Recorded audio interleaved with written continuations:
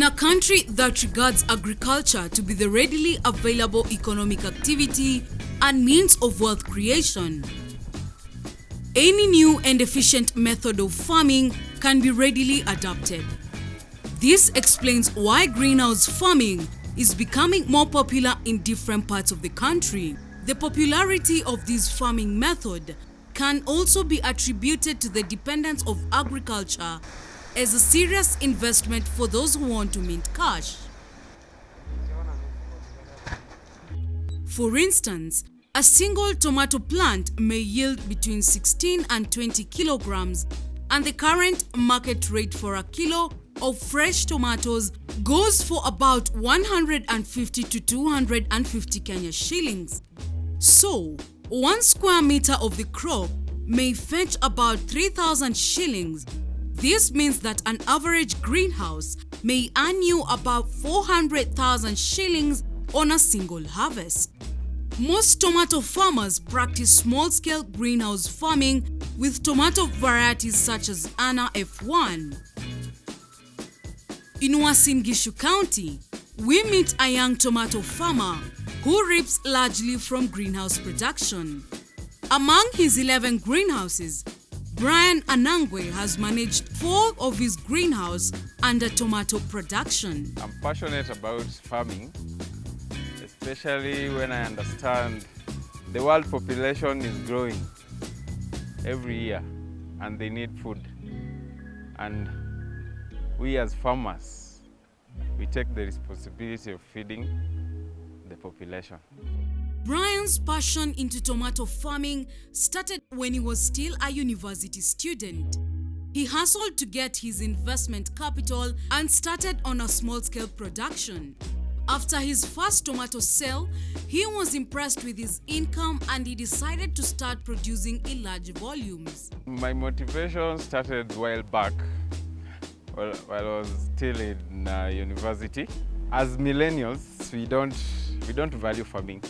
After I overlooked at the challenges and saw the production when I sold my first tomatoes, and then I realized it had a good revenue. That's when I thought farming is something to look into. So welcome to my farm. I'll take you on a trip.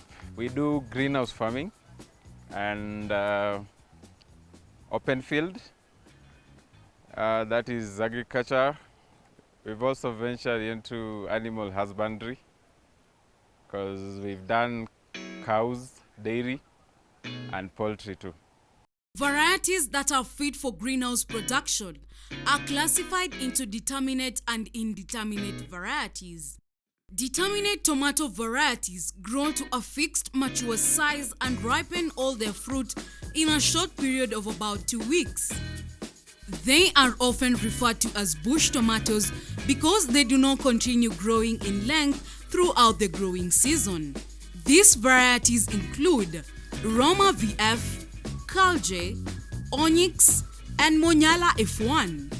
Indeterminate tomato varieties are vining plants that continue growing in length throughout the growing season. They continue to set and ripen fruit throughout the growing season until the plants are killed off by frost. These varieties include Anna F1, Monset F1, Aleta F1, Monkey Maker, Maglobe, and Sand Gold. Brian Anangwe's greenhouses, measuring 30 by 7 meters, are made from timber and PVC. He has planted the Anna F1 variety, which he asserts gives him good returns. He states that for quality greenhouse production, a farmer should follow some rules and guidelines stipulated for greenhouse tomato production. We are at harvesting stage, that is 3 months from planting.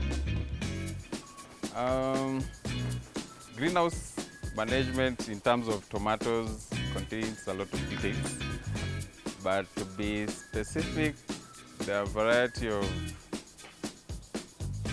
rules you should follow.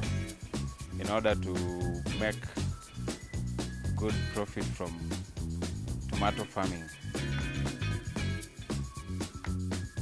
Low light through shading reduces tomatoes' ability to photosynthesis, hence reducing poor yields. There are many greenhouse practices a tomato farmer should consider before venturing into greenhouse tomato production. When selecting a tomato variety, a farmer should ensure that tomatoes are tolerant to greenhouse conditions, resistant to diseases, and have a longer growing season inside a greenhouse. Choosing a medium for growth is also an important factor to consider. This means in a greenhouse, a farmer can choose to grow tomatoes through hydroponics or directly to the soil. Brian prefers the direct planting method.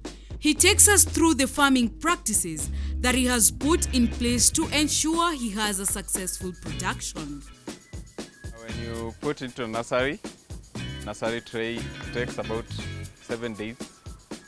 7 days to germinate. Afterwards, you'll wait until about 2 weeks or so to drench with Ridomil Gold. This is the program I follow through the Syngenta program. 3 weeks after nursery, putting into the nursery, you'll transplant your seedlings. Before you transplant, you make sure you fumigate the greenhouse because you face some nematodes in the soil which may affect your plant's growth. Then you'll plant, first stage you'll plant with DAP fertilizer. That will ensure that you provide enough phosphorus for the root development and water regularly. Then when you see they start to flower, you top dress with NPK. This now will boost the phosphorus and potassium in the soil to improve on the fruit and flower formation. Then you have to maintain the white flies, the major challenge with insecticide and also biosecurity measures, as in you maintain your greenhouse always closed. Proper management is when you spray between 7 to 14 days on a regular interval. That way you manage the fungal infection. The nursery beds for tomatoes are prepared by ensuring the soil is finely tilled to make it easier for small seeds of tomatoes to break through. The seeds should not be buried very deep into the soil, but planted at a depth around 1 centimeter and covered just slightly with the soil. Spacing between rows should be around 15 centimeters. To increase and retain moisture level, mulch is then added on the seed beds. This reduces splash effect during watering and spreading of diseases. Brian uses nursery beds to properly propagate his seedlings before transplanting. He treats his soil to ensure it attains a good water retaining capacity and moisture content for the tomato seeds. So this is where I put my seeds. Like I have tomato seeds in this. It's called a nursery tray. It holds about 242 seeds per each hole. I've used a special type of soil called peat moss. The soil is it has quite a lot of nutrients, which fastens the development of the seedling. So I have this with my seedlings waiting. It's about 3 days. I put it down 3 days ago. So about 4 days from now, I'll start to see them germinate, in which I'll take care of them until planting. That is after 3 weeks from now.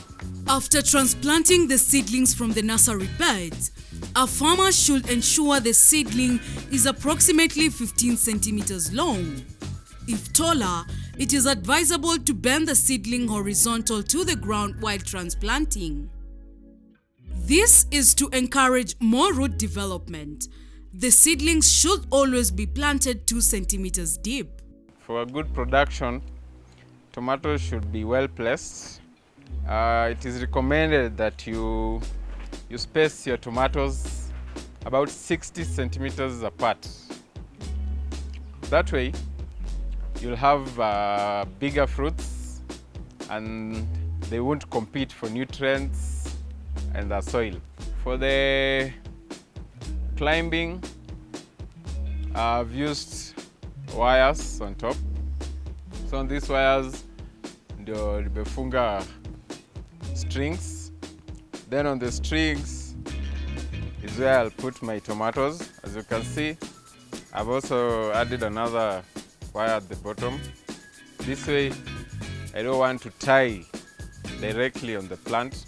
As it grows in a inyonga, eventually it won't produce. After the break, we shall learn more on how Brian has managed to do proper tomato management practices for high yields of quality market value.